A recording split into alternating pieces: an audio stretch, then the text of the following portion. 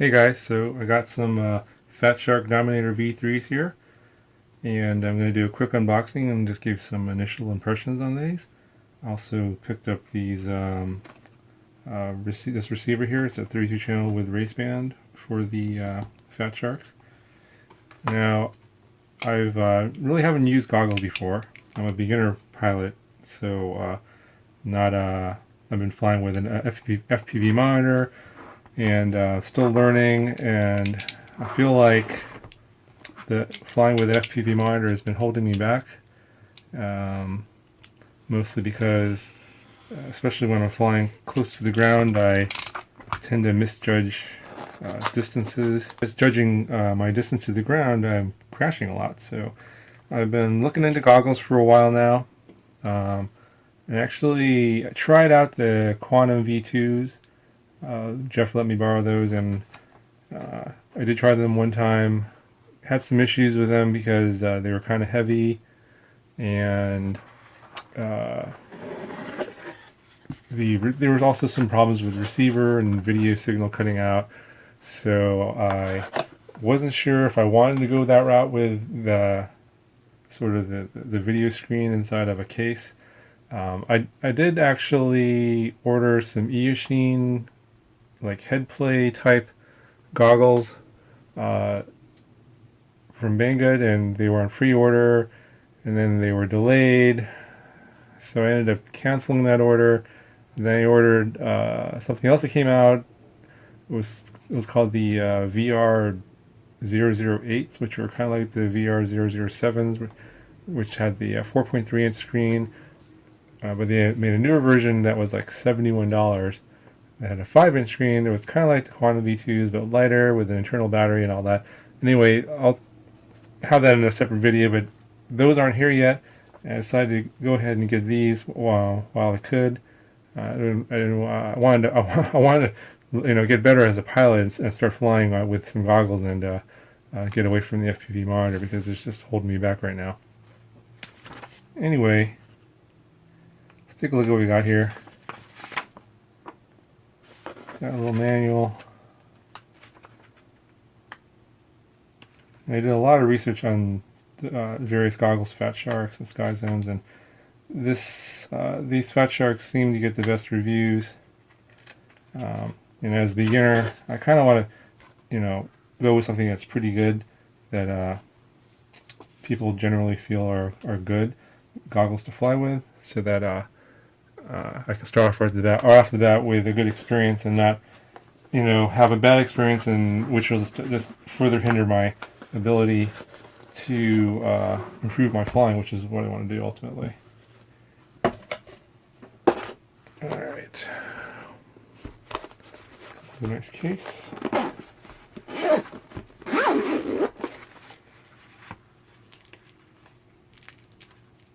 Some foam, cloth. Exposing lens to direct sunlight will result in damage. Okay. Ooh, this is very squished. Foam is very squished. Some AV cables here. Let's see what we got here. What is this?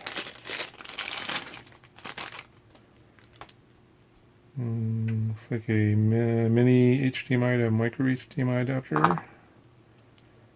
A full-size HDMI to mini HDMI.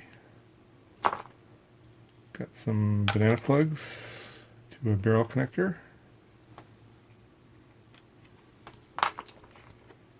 We got an HDMI. What is this? This looks like a mini HDMI cable.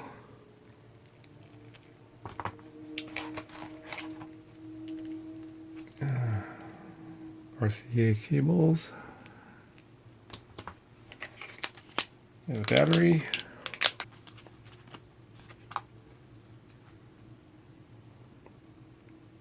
.4 volts. It's a 2-cell, 1800 milliamps.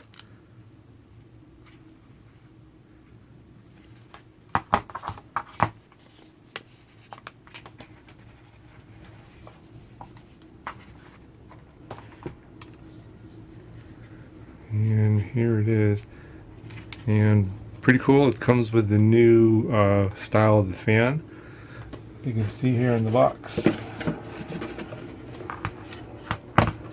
Here, this is the old style for the old fan that was on there previously. I was wondering if I was going to get that or not. So this is obviously a newer release, a more recent release of this, the Dominator V3s. Pretty cool. Got your joystick here, volume, channel. I think this is for the DVR, head tracker button, display control. Not sure what that was. It's a power connector. I think that's the connector for the fan. Got your IPD adjustments back here underneath. Receiver. I think this just turns the receiver on and off. Little switch here. The HDMI connector. I think the antenna just goes in here. The strap feels, or looks smaller than I expected it to be. I thought it was going to be a lot thicker. We'll have to see how that feels.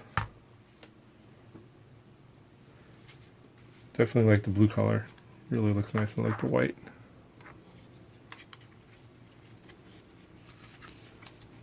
Looks on the inside.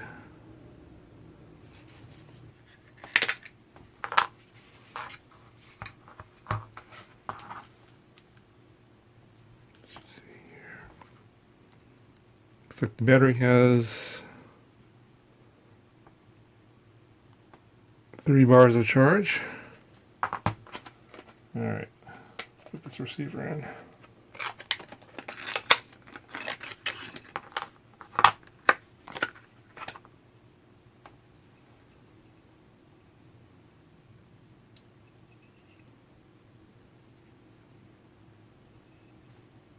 So it looks like I have to select my band here when these dip switches.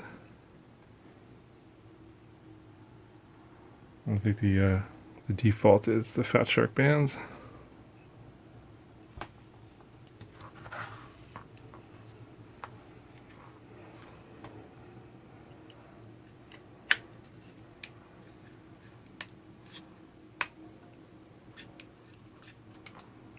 Snaps right in. I have to take this off. Cool.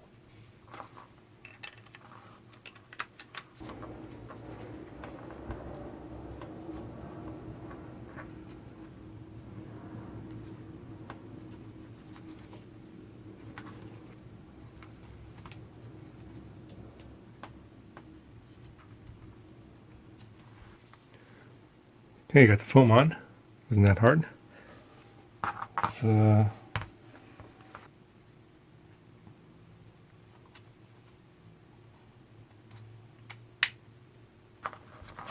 I've heard the this new battery and dog bone style attachment keeps the battery in pretty good. It's got these grooves here on the side here so the strap won't slide. And it looks like it's pretty good.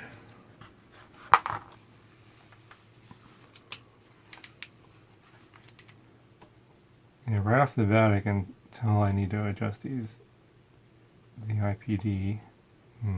Not exactly sure how this works. It seems like they're closer together. The image is a little bit sharper.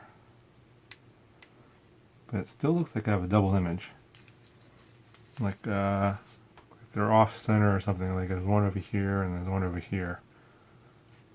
My face is a little wide, so I think maybe I'm not getting the goggles all the way as close to my eyes as they should be. That could be a possibility. It's a little bit of light leakage from underneath and on top here in the center. May need to use that additional piece of foam. Pretty interesting.